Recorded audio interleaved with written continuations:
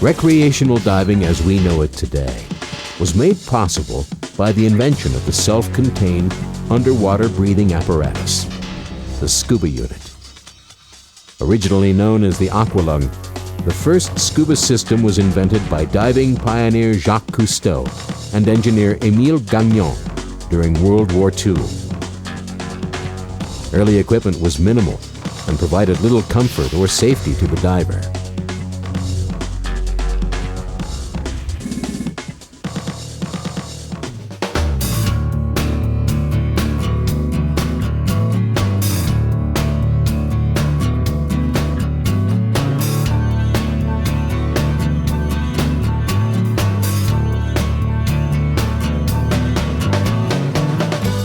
In contrast, modern equipment is designed through years of research and testing to bring the sport diver the most sophisticated products available. All the equipment needed for scuba diving can be found at SSI dealers throughout the world. Scuba Schools International affiliated dealers are specialized stores that provide quality equipment, training, and service to scuba divers like you. They are experts that you can trust for all of your diving, equipment, and travel needs. Each piece of scuba diving equipment serves a different and vital function. When combined, they provide life support and comfort underwater. In this section, you'll be introduced to the total diving system and why each piece of equipment it contains is necessary for your adventures in the underwater world. The first subsystem is the snorkeling system, which contains the mask, snorkel, fins, booties, and mesh equipment bag. Because the human eye is designed to function in air, not water, we must bring a pocket of air with us underwater in order to see comfortably. In addition to covering the eyes, the mask also covers the nose to allow the diver to gently exhale and stop the mask from squeezing against the face when diving below the surface. There are many types of masks available, but all perform the same basic function. Professional quality masks have a lens made from tempered or safety glass, and nose or finger pockets for equalizing ear and sinus pressure. The strap should be adjustable and have a positive locking device. The most important consideration with a mask is fit. First, tip your head back and lay the mask on your face. The entire skirt should touch your face evenly. Inhale gently. You should be able to keep the mask in place without holding it. When putting on the mask, place it on your face first, and then pull the strap over your head. Be sure the strap rests comfortably on the crown of your head, and that no hair is caught in the mask seal. The snorkel allows the diver to swim and breathe on the surface while the face remains submerged. Select a snorkel that is easy to clear of water and feels comfortable when you bite down on it. A poorly fitting mouthpiece can be extremely uncomfortable. The snorkel is attached to the left side of the mask strap with a snorkel keeper, so you can adjust the position of the snorkel. When using the snorkel, it should point straight up when you are looking down. This position provides the diver with a relaxed and constant view of the beauty below.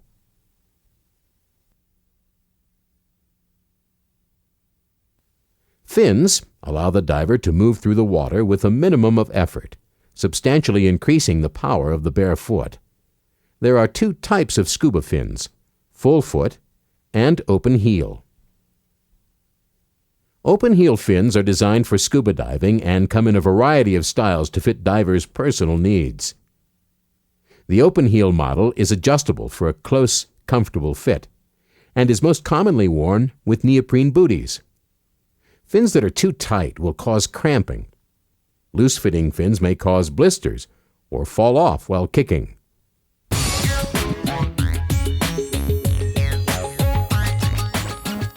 The second component of the total diving system is the exposure system. On land, we wear layers of clothing to protect us from heat loss. Underwater, we lose body heat 25 times faster than we do in air, and a temperature that would be comfortable on land is uncomfortably cold underwater. Exposure suits are our clothing underwater and are designed to help slow heat loss. even if the water is as warm as the air, some type of suit should still be worn for protection from the sun, stings, and scrapes. Dive skins, which are made from various fabrics, are excellent alternatives for warmer waters. The most common type of underwater exposure protection is the closed-cell neoprene wetsuit. Neoprene comes in thicknesses from 1/2 to 7 millimeters.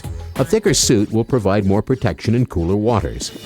It's important to understand that while there are many types of wetsuits available on the market, divers need exposure suits designed for diving underwater. Divers' exposure suits come in a variety of styles. One-piece jumpsuits are comfortable and easy to put on, while two-piece suits can be layered for colder waters or worn separately in warmer waters. A hood can also be added for extra warmth. The greatest heat loss areas are your head, torso, underarms, and groin. So by adding protection in these areas, body warmth can be maintained. The most important feature in an exposure suit is proper fit. Your suit should fit like a second skin, long enough in the arms, legs, and body. Your SSI instructor can help you select the right type of diver's exposure suit to fit your personal needs and the type of diving you'll be doing. Dry suits allow divers to explore extremely cold waters by providing increased thermal protection. During your dry suit specialty course, you will learn the correct procedures for dry suit diving. Most exposure suits increase your buoyancy, which may make you float. This is called positive buoyancy. To counteract this buoyancy, divers use a weight system. There are two main types of weight systems: the weight integrated buoyancy compensator and the weight belt. Both systems have a quick release mechanism that allows the diver to ditch the weight in the event that immediate positive buoyancy is required. Such instances will be covered later in this program. The weights themselves come in the form of standard lead, coated lead, or as lead shot. The type of diving you'll be doing and your buoyancy characteristics will be factors when choosing a weight-integrated BC. Ask your SSI instructor or dealer to assist you in choosing a weight-integrated BC, and be sure to follow your BC manufacturer's instructions when placing weights into your integrated BC. If you're using a weight belt, make sure the weights are evenly distributed on your hips and slightly forward for balance. The belt should be cinched tightly over your suit to avoid the possibility of loss underwater. The third component of the total diving system is the air delivery system. The air delivery system is your life support system that supplies you with air at the proper breathing pressure. It consists of the cylinder, regulator, first and second stage, and the alternate air source. The cylinder allows divers to take an air supply with them underwater. It's filled with dry, filtered air that's compressed, so you can carry a large amount in a relatively small space. Cylinders are made from either aluminum or steel and come in various sizes. The size should be appropriate for the size of the diver and the type of diving. The type of cylinder used also plays a major role in your buoyancy throughout your dive. Cylinders are equipped with a valve that allows it to be filled and the air to be turned on and off. Your cylinder should also have a rubber or plastic boot, which provides balance for a standing cylinder. The second part of the air delivery system is the regulator. The first stage reduces the cylinder's high-pressure air down to a lower or working pressure. The second stage provides air at a breathable rate equal to the surrounding water pressure. The second stage regulator has a purge button that allows the mouthpiece to be cleared of water. The exhaust valve allows the exhaled air to escape into the surrounding water. In addition to this primary second stage, the air delivery system should include some type of alternate air source, a backup breathing system which comes in various designs. The alternate air source is simply another second stage that connects to your first stage. The inflator integrated air source is a second stage which is part of the BC inflator system. Another option is a small independent breathing system. These systems are equipped with their own air delivery system and are totally independent from the scuba unit. Your SSI dealer and instructor can help you select the alternate air source that best meets your needs.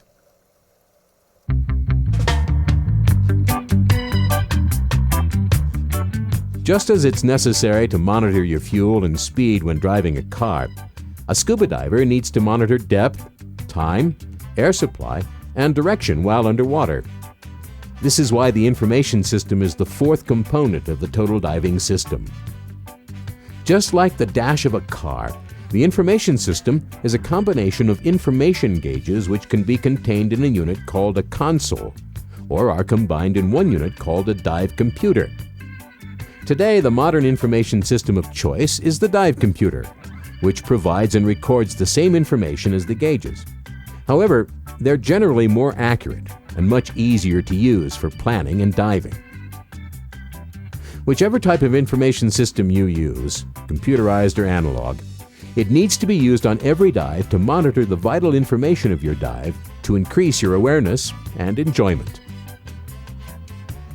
The most important instrument in your information system is the submersible pressure gauge, termed the SPG. The SPG allows the diver to monitor how much air remains in the cylinder. The depth gauge allows the diver to monitor how deep he or she is diving. An important feature is a maximum depth indicator, which lets the diver keep track of the deepest point reached during the dive. Tracking time is essential during a dive. Various timing devices such as computers, dive timers, and wristwatches help the diver keep track of both the current time and the elapsed time during a dive. As stated earlier, diving computers combine the function of the depth gauge, timing device, and submersible pressure gauge on some models into one computerized unit, which also monitors the theoretical nitrogen level in your body. Not only do computers make planning and diving more convenient, they constantly provide the diver with up-to-the-minute information about the dive and automatically record deepest depth, dive time, and various other statistics. A greater amount of comfort can be added to a dive with a compass. Compasses allow divers to navigate underwater when natural navigation is not possible. SSI recommends that a compass be used on every dive. It allows the diver to return underwater to an exit point.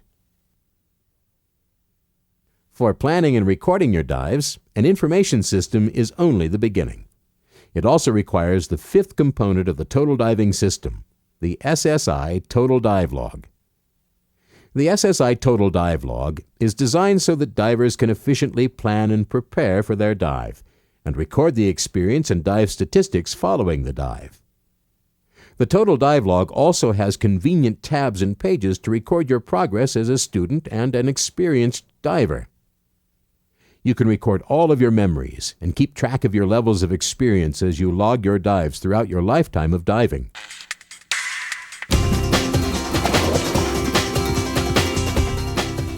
The sixth component of the total diving system is the buoyancy control system. The buoyancy compensator, commonly referred to as the BC, allows the diver to float on the surface or swim effortlessly at depth by adding or subtracting air as needed. Together, the weight system and BC are used to help you control your descent. If properly weighted, you will easily sink with no air in your BC and be able to float effortlessly on the surface with your BC inflated. Neutral buoyancy is established when the perfect amount of air is in the BC, suspending the diver weightlessly. Maintaining neutral buoyancy throughout the dive conserves energy and keeps the diver hovering above the reef rather than on it. There are many types of BCs you can choose from. Some styles distribute the air around the bottom of the BC and under the arms to keep the diver evenly supported, while others center the air around the back, reducing the bulk up front to allow for greater movement and comfort. Though there are vests designed specifically for snorkeling, your BC may be used for surface flotation when snorkeling as well. All BCs should be equipped with an oral inflator, a power inflator, and a dump valve. The power inflator allows you to fill the BC with air from the cylinder and is an invaluable safety feature. Your SSI dealer or instructor will help you choose a personalized buoyancy control system based on your comfort and the type of diving you'll be doing. Up to this point, we've discussed the necessary pieces of equipment for scuba diving. However, there are some additional accessories that can enhance your experience, adding to your comfort and enjoyment. Ask your SSI dealer or instructor for advice on what accessories they recommend.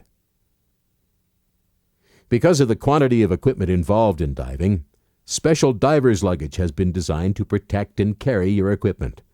Small padded bags will protect your regulator and consoles, while mesh bags can be used to carry wet equipment. Diver's luggage, or large durable luggage with built-in wheels, is used for traveling and is a good place to store equipment when not in use.